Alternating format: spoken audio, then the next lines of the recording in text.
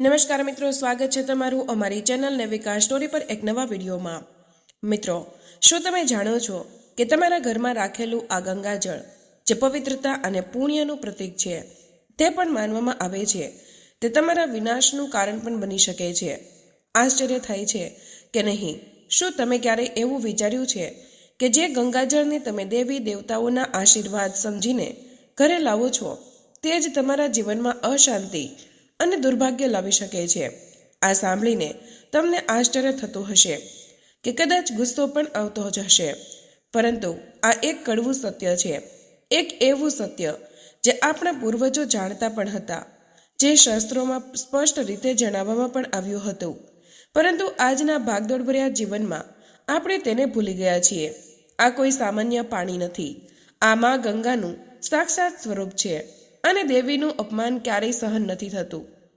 આજે હું તમને કોઈ વાર્તા સંભળાવવા નથી આવી, પરંતુ તે અદૃશ્ય અને અજાણી સચ્ચાઈથી પરિચિત કરવા માટે આવી છું, જે તમારા અને તમારા પરિવારના ભવિષ્ય સાથે જોડાયેલી છે। આ વિડીયોને અંત સુધી તમે જરૂર જોજો અને કમેન્ટ બોક્સમાં જય ગંગા મૈયા ચોક્કસ લખી દેજો, કારણ કે આજે તમને જે માહિતી મળવા જઈ રહી છે તે તમારા જીવનને સંપૂર્ણપણે બદલી શકે છે। શક્ય છે કે અજાણતા તમે પણ તે જ ભૂલો કરી રહ્યા છો જે અસંખ્ય લોકોએ કરી છે, અને પછી પોતાના દુર્ભાગ્યને દોષ પણ આપો છો। તો ચાલો મિત્રો, આજે તે રહસ્ય પરથી આપણે પડદો ઉઠાવી લઈએ, જે ગંગાજળના દરેક ટીપામાં સમાયેલું છે। કલ્પના કરો, એક શાંત પવિત્ર સવારની તમે તમારા પૂજાઘરમાં પ્રવેશો છો, જ્યાં એક નાના તાંબાના લોટામાં તમે ગંગાજળને સાચવીને રાખ્યું છે, અને તેને જોતાં જ તમારા મનમાં અનંત શાંતિનો અનુભવ થાય છે, અને તમને એવું લાગે છે કે તમારા ઘરમાં સાક્ષાત દેવતાઓનો વાસ છે। તો મિત્રો, આ ગંગાજળ ફક્ત પાણી નથી, પરંતુ કરોડો હિન્દુઓની આસ્થાનો જીવંત પુરાવો છે। આ તે પાણી છે જેને રાજા સગરના હજારો પુત્રોને મોક્ષ આપ્યો હતો, અને આ તે પાણી છે કે જેના ફક્ત સ્પર્શથી જ દરેક પાપ ધોવાઈ જાય છે। જ્યારે કોઈ પણ વ્યક્તિ પોતાના જીવનના અંતિમ શ્વાસ ગણી રહ્યો હોય, ત્યારે તેના મુખમાં ગંગાજળના થોડાક ટીપા નાખવાની પણ પરંપરા છે। એવું પણ માનવામાં આવે છે કે આનાથી તે વ્યક્તિના આત્માને શાંતિ મળી જાય છે અને તેને મોક્ષની પ્રાપ્તિ થાય છે। મિત્રો, જ્યારે ઘરમાં કોઈ બાળકનો જન્મ થાય છે, તો તેને સ્નાન કરાવવાના પાણીમાં પણ ગંગાજળમાં થોડા ટીપા નાખવામાં આવે છે, જેથી તેના પર કોઈ પણ બુરી નજર ન લાગી શકે અને તેનું જીવન પવિત્રતાથી શરૂ થાય। ઘરમાં ગંગાજળ રાખવું એટલે માનો કે ઘરમાં એક નાનું એવું તીર્થ સ્થાપવું, અને આ સકારાત્મક ઉર્જાનું શક્તિશાળી સ્ત્રોત છે। જે ઘરમાં પૂર્ણ શ્રદ્ધા અને નિયમ સાથે ગંગાજળ રાખવામાં આવે છે, ત્યાં ક્યારેય પણ નકારાત્મક શક્તિઓનો વાસ નથી થઈ શકતો। ભૂત પ્રેત, બુરી આત્માઓ અને અન્ય તામસિક ઓજાઓ પણ તે ઘરની સીમામાં પ્રવેશવાની હિંમત પણ નથી કરી શકતી। આથી આ પાણી એક કવચની જેમ તમારા પરિવારનું રક્ષણ કરે છે। વાસ્તુશાસ્ત્ર અનુસાર પણ ઘરની ઈશાન દિશા, જેને ઈશાન પૂર્ણ કહેવાય છે, અને ત્યાં ગંગાજળ રાખવું અત્યંત શુભ માનવામાં આવે છે। આ દિશા દેવતાઓની દિશા માનવામાં આવે છે, અને અહીં ગંગાજળ રાખવાથી ઘરમાં સુખ, શાંતિ અને સમૃદ્ધિનો વાસ થાય છે। પરંતુ મિત્રો, સિક્કાની હંમેશા બીજી બાજુ પણ હોય છે। શક્તિનો સ્ત્રોત જો યોગ્ય રીતે નિયંત્રિત ન કરવામાં આવે તો મિત્રો તે વિનાશનું કારણ પણ બની શકે છે। આથી મિત્રો, અગ્નિ ભોજન બનાવે છે, પરંતુ તે જ અગ્નિ આખું ઘર પણ બાળીને રાખ પણ કરી શકે છે। એ જ રીતે મિત્રો, ગંગાજળની પવિત્રતા અને શક્તિ ત્યારે જ ફળદાયી બને છે જ્યારે તમે તેનું સન્માન કરો અને તેને રાખવાના નિયમોનું પાલન કરો। જો મિત્રો તમે આ નિયમોને અવગણશો, તો મિત્રો તમે અજાણતે જ મા ગંગાનું અપમાન કરો છો, અને તેના પરિણામે ખૂબ જ ભયંકર પણ હોઈ શકે છે। મિત્રો, હવે હું જે તમને જણાવવા જઈ રહી છું તે તમે ખૂબ જ ધ્યાનથી સાંભળજો, અને આ તે ભૂલો જે લોકોએ અજાણતે કરી બેસે છે, અને પછી મિત્રો તેમના જીવનમાં ઉથલપાથલ શરૂ થઈ જાય છે, અને તેને સમજાતું નથી કે તેમની સાથે આવું કેમ થઈ રહ્યું છે। તેઓ જ્યોતિષીઓ પાસે જાય છે અને મિત્રો પંડિતોને ઉપાયો પણ પૂછે છે, પરંતુ સમસ્યાનું મૂળ તેમના પોતાના ઘરમાં, તેમની પૂજા ઘરમાં છુપાયેલું હોઈ શકે છે। સૌથી પહેલી અને સૌથી મોટી ભૂલ છે કે જે ગંગાજળ રાખવાનું પાત્ર આજકાલ બજારમાં પ્લાસ્ટિકની સુંદર બોટલો અને ડબ્બા મળે છે। લોકો સગવડ માટે કે ક્યારેક અજ્ઞાનતાને કારણે ગંગાજળને પ્લાસ્ટિકના પાત્રમાં ભરી તેમાં જ રાખે છે. આ એક ખૂબ જ મોટું અપશુકન છે. પ્લાસ્ટિકને અશુદ્ધ મનાય છે. તે ઘણી રાસાયણિક પ્રક્રિયાઓમાંથી પસાર થઈને બને છે અને તેને પૂજાપાઠના કાર્યમાં વર્જિત મનાય છે. જ્યારે તમે ગંગા જેવી પવિત્ર નદીના જળને અશુદ્ધ પાત્રમાં રાખો છો તો તમે સીધું તેમની દિવ્યતાનું અપમાન કરો છો. ગંગાજળની સકારાત્મક ઉર્જા પ્લાસ્ટિકના સંપર્કમાં આવીને ધીમે ધીમે નાશ પામે. એટલું જ નહીં, વૈજ્ઞાનિક દ્રષ્ટિકોણથી પણ જોવામાં આવે તો પ્લાસ્ટિકમાં લાંબા સમય સુધી પાણી રાખવાથી તેમાં હાનિકારક રસાયણો ઓગળવા લાગે છે, જે આરોગ્ય માટે પણ સારું નથી. ગંગાજળ રાખવા માટે સૌથી ઉત્તમ પાત્ર તાંબુ છે. તાંબાની અત્યંત પવિત્ર અને ઉર્જાવાન ધાતુ મનાય છે. ત્યારે ગંગાજળને તાંબાના પાત્રમાં રાખવામાં આવે તો તેની પવિત્રતા અને સકારાત્મક ઉર્જા ઘણી બધી વધી જાય છે. તાંબાના પાત્રમાં રાખેલું ગંગાજળ વર્ષો સુધી ખરાબ થતું નથી અને તેની દિવ્યતા જળવાઈ રહે. તમારી પાસે તાંબાનું પાત્ર ન હોય તો તમે ચાંદીના પાત્રનો પણ ઉપયોગ કરી શકો છો. ચાંદીને શીતળતાના અને પવિત્રતાનું પ્રતીક મનાય છે, પરંતુ ભૂલથી પણ પ્લાસ્ટિક, લોખંડ કે એલ્યુમિનિયમના પાત્રમાં ગંગાજળ ન રાખવું તે દુર્ભાગ્યને આમંત્રણ આપશે. બીજી ભૂલ જે લોકો કરે છે તે છે ગંગાજળ રાખવાનું સ્થાન. પહેલાં જણાવ્યું કે ગંગાજળને ઘરના પૂજા સ્થાન પર અથવા તો ઈશાન કોણમાં રાખવું.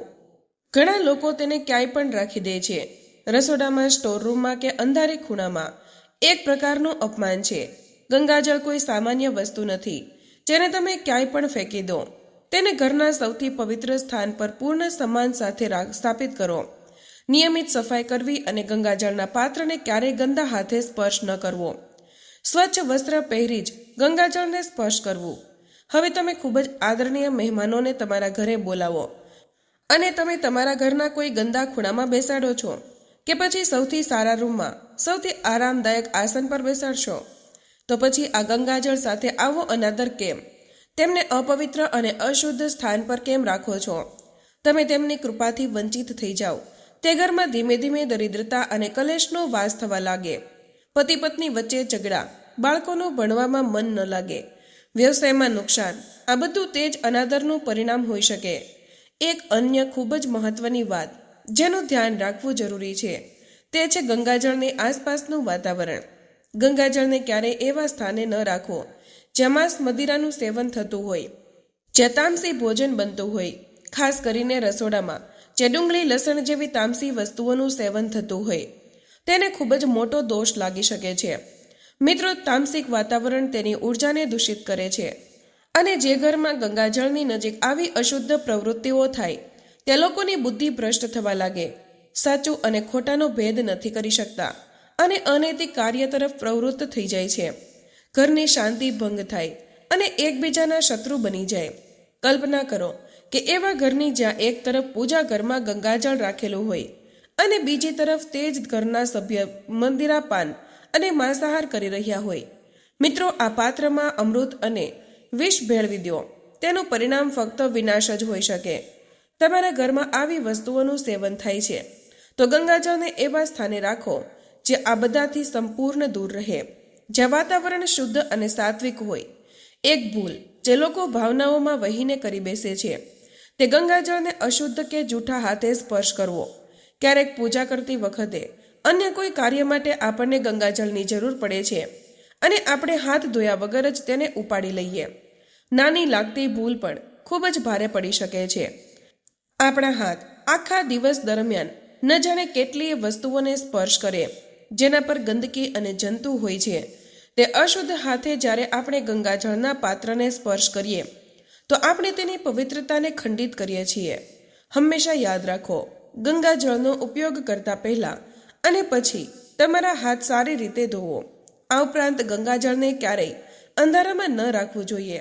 જે રીતે આપણે આપણા દેવી દેવતાઓને અંધારામાં નથી રાખી શકતા, તે જ રીતે આપણે ગંગાજળને પણ એવા સ્થાને રાખવું જોઈએ જ્યાં થોડો પ્રકાશ આવે.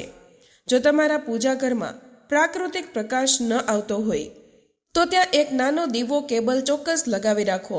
અંધારું નકારાત્મકતાનું પ્રતીક છે અને તે ગંગાજળની સકારાત્મક ઉર્જાને ઘટાડે છે. હું તમને તે રહસ્ય વિશે જણાવું છું જે બહુ જ ઓછા લોકો જાણે છે. ઘરમાં રાખેલું ગંગાજળ ક્યારેય સંપૂર્ણ રીતે ખાલી ન થવું જોઈએ. આ એક ખૂબ જ મોટું અપશુકન મનાય છે. તમારા પાત્રમાં ગંગાજળ થોડો બાકી રહે તો તેમાં વધુ સામાન્ય સ્વચ્છ પાણી ઉમેરીને તેને ભરો. એવું મનાય છે કે સામાન્ય પાણીમાં પણ ગંગાજળના ગુણો આવી જાય છે. પરંતુ જો તમે આ પાત્રને સંપૂર્ણ રીતે ખાલી કરો છો તો આ ઘરની સુખ સમૃદ્ધિ ખાલી થઈ જાય છે. આ એવું જ છે જાણે તમારા ઘરમાં લક્ષ્મી ચાલી ગઈ હોય. તેથી હંમેશા આ બાબતનું ધ્યાન રાખો. ગંગાજળનું પાત્ર ક્યારેય સંપૂર્ણ ખાલી ન થવા દો. જેનું પાલન કરવું અનિવાર્ય છે કે ગંગાજળને ક્યારેય સીધું જમીન પર ન રાખવું. તેને હંમેશા કોઈ લાકડાની ચોકી, આસન કે અન્ય ઊંચા અને પવિત્ર સ્થાન પર રાખવું જોઈએ. જમીન પર સીધું રાખવાથી તેની ઉર્જાનો ક્ષય થાય છે. આ તેનું અપમાન પણ મનાય છે. આ નિયમો સાંભળીને કદાચ તમને લાગતું હશે કે આ બધું ખૂબ જ જટિલ છે, પરંતુ એવું નથી. આ બધું જ આપણી શ્રદ્ધા અને સન્માનને વ્યક્ત કરવાની એક રીત છે. જ્યારે આપણે કોઈની સાથે પ્રેમ કરીએ તો આપણે તેને દરેક નાની મોટી પસંદનું ધ્યાન રાખીએ છીએ. પછી માં ગંગા જે આપણને જીવન અને મોક્ષ બંને આપે છે, તો તેમના પ્રત્યે આપણે આટલી બધી બેદરકારી કેવી રીતે રાખી શકીએ? આ ફક્ત અંધશ્રદ્ધા નથી. તેની પાછળ ઊંડો આધ્યાત્મિક અને ઉર્જાનું વિજ્ઞાન છુપાયેલું છે. ગંગાજળમાં અસાધારણ ક્ષમતા વાતાવરણની ઉર્જાને ગ્રહણ કરવાની અને તેને પરિવર્તિત કરવાની છે. જ્યારે તમે તેને પવિત્ર અને સન્માન સાથે રાખો છો તો તે તમારા ઘરની નકારાત્મક ઉર્જાને શોષીને તેને સકારાત્મક ઉર્જામાં બદલે છે. પરંતુ જ્યારે તમે તેનું અપમાન કરો તો તે જ પાણી તમારા ઘરની સકારાત્મક ઉર્જાને નષ્ટ કરવા લાગે છે. વિચારો કે એક પરિવાર હતો જે ખૂબ જ સુખી, હંમેશા હાસ્ય અને ખુશીનું વાતાવરણ જે ઘરમાં ગુંજતું હતું. દર વર્ષે ગંગા સ્નાન માટે જતા ત્યારે ગંગાજળ લાવતા. તેને ખૂબ જ ઉત્સાહથી એક સુંદર પ્લાસ્ટિકની બોટલમાં ભરીને પૂજા ઘરમાં રાખતા. ધીમે ધીમે તેના જીવનમાં ફેરફારો આવવા લાગ્યા. પતિ પત્ની વચ્ચે નાની નાની બાબતો પર ઝઘડા થવા લાગ્યા. બાળકોનું વર્તન ચીડિયાપણું થઈ ગયું. વ્યવસાયમાં અચાનક નુકસાન થવા લાગ્યું. તેમણે ઘણા ઉપાયો કર્યા, પરંતુ પંડિતોને પણ બતાવ્યો, પરંતુ કંઈ પણ ઠીક ન થયું. એક દિવસ તેમના ઘરે એક સિદ્ધ સંત આવ્યા અને તેમને જ્યારે ઘરનું નિરીક્ષણ કર્યું તો તેમની નજર પૂજા ઘરમાં રાખેલી પ્લાસ્ટિકની બોટલ પર પડી. તેમણે તે પરિવારને સમજાવ્યું કે તેમની બધી જ સમસ્યાનું મૂળ તે જ બોટલ છે. તેમણે જણાવ્યું કે કેવી રીતે તેઓ અજાણતા ગંગાનું અપમાન કરી રહ્યા હતા. તે પરિવારે તરત જ પ્લાસ્ટિકની બોટલ હટાવી તાંબાના લોટામાં ગંગાજળને સ્થાપિત કર્યું. પૂર્ણ શ્રદ્ધાથી તેની પૂજા કરવા લાગ્યા. થોડા જ સમયમાં તેમના ઘરમાં વાતાવરણ ફરીથી પહેલા જેવું થવા લાગ્યું. ઝઘડા ખતમ થઈ ગયા. વ્યવસાય ફરીથી નફો થવા લાગ્યો. ઘરમાં સુખ શાંતિ પાછી આવી ગઈ. આ કોઈ કાલ્પનિક વાર્તા નથી. આ તે અસંખ્ય લોકોના અનુભવોનો સાર છે જેમણે અનિયમોની અવગણના કરી અને તેના દુષ્પરિણામો ભોગવ્યા. ગંગાજળ એક તલવારની જેમ છે. જો તમે તેને સાચી રીતે ચલાવવાનું જાણો તો તમારું રક્ષણ કરે, પરંતુ જો તમે અજ્ઞાન છો તો તમે તે જ તલવારથી પોતાને પણ ઘાયલ કરી શકો છો. તો હવે પ્રશ્ન ઊભો થાય છે કે જો તમે અજાણતા આ ભૂલો કરી રહ્યા છો તો તેનું પ્રાયશ્ચિત કેવી રીતે કરવું? ગભરાશો નહીં. હિન્દુ ધર્મમાં દરેક સમસ્યાનો ઉકેલ છે. જો ગંગાજળને પ્લાસ્ટિક કે અન્ય અશુદ્ધ પાત્રમાં રાખ્યું હોય તો સૌથી પહેલાં જળને કોઈ છોડમાં રેડી દો, ખાસ કરીને તુલસીના છોડમાં. તે પાત્રને ઘરની બહાર ફેંકો. એક નવું તાંબાનું કે ચાંદીનું પાત્ર લાવો. તેને સારી રીતે સ્વચ્છ કરો. શક્ય હોય તો કોઈ પંડિત પાસે તેની શુદ્ધિ કરાવો. પછી જો શક્ય હોય તો ફરીથી લઈને ગંગાજળ લાવો અને અથવા તો એવી કોઈ વ્યક્તિ પાસેથી માંગો જેની પાસે શુદ્ધ ગંગાજળ હોય. નવા પાત્રમાં ગંગાજળને સ્થાપિત કરો. ગંગાને તમારી અજાણતા થયેલી ભૂલો માટે ક્ષમા માંગો અને ઓમ નમો ગંગાએ વિશ્વ રૂપે નારાયણે નમો નમઃ મંત્રનું 108 વાર જાપ કરો. મિત્રો, નિયમોનું પૂર્ણ શ્રદ્ધાથી પાલન કરવાનો સંકલ્પ લઈ ગંગા ખૂબ જ દયાળુ છે. તેઓ તમારી પ્રાર્થના અવશ્ય સ્વીકારશે, તમને ક્ષમા કરશે. યાદ રાખો, તમારા ઘરમાં રાખેલું ગંગાજળ ફક્ત પાણી નથી, પરંતુ એક જીવંત શક્તિ છે. તે તમારી દરેક લાગણી, દરેક ક્રિયાને અનુભવે છે. જ્યારે તમે શ્રદ્ધા અને પ્રેમથી તેને જુઓ છો તો તેની શક્તિ વધે.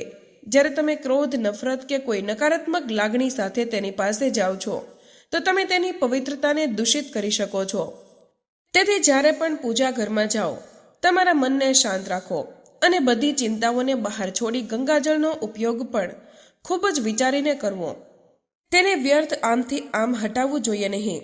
જો તમે ઘરમાં અશુદ્ધ માટે તેને છંટકાવ કરી રહ્યા છો તો ખૂબ જ ઓછી માત્રામાં પૂર્ણ શ્રદ્ધાથી કરો અને તેને ક્યારેય પગ નીચે કે કોઈ અપવિત્ર સ્થાન પર ન પડવા દો. આ જે માહિતી છે એ મેં તમને જે આપી છે તે કોઈ પણ પુસ્તકમાં સરળતાથી નહીં મળે.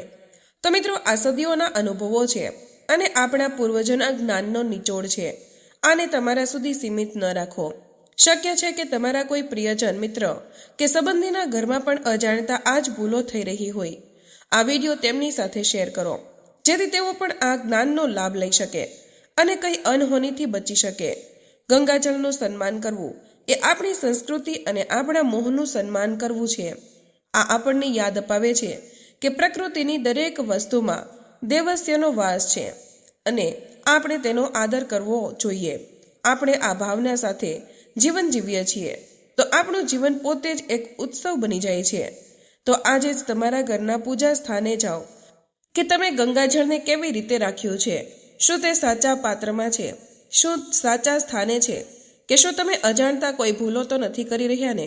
તરત જ તેને સુધારો. માં ગંગાનો આશીર્વાદ મેળવો અને તમારા જીવનને સુખ, શાંતિ અને સમૃદ્ધિથી ભરો. તો મિત્રો, આજના વિડીયો અહીં પૂર્ણ કરીએ છીએ. આજની આ માહિતી તમને કેવી લાગી અને આ વિડીયો કયા શહેરમાંથી સાંભળી રહ્યા છો તે કમેન્ટમાં જરૂર જણાવજો. માહિતી પસંદ આવી હોય તો વિડીયોને લાઇક અને તમારા મિત્રો સાથે શેર કરજો. ચેનલ પર નવા હોય તો ચેનલને સબસ્ક્રાઇબ કરવાનું ભૂલશો નહીં. મળીએ એક નવા વિડીયોમાં. ત્યાં સુધી બધા જ મિત્રોને જય શ્રી કૃષ્ણ. ધન્યવાદ. વિડીયોના અંત સુધી બન્યા રહેવા બદલ તમારો ખૂબ ખૂબ આભાર.